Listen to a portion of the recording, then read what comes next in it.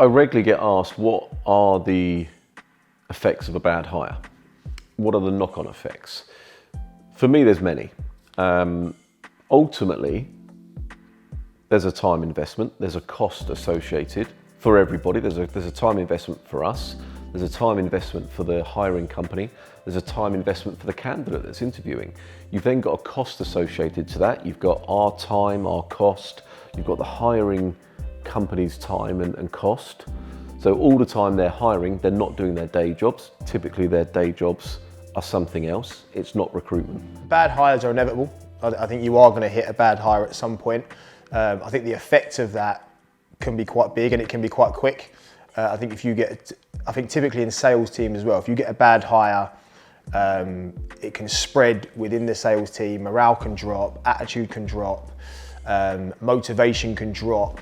I think a lot of bitterness can form within a team if you get a bit of a bad apple. So I do think getting that key culture is definitely key. The effects of the bad hire on the client is that they may not have someone in place for potentially 6 months. It could take a couple of months to hire the person. They go through the notice period, they then start. That could take 4, 5, 6 months.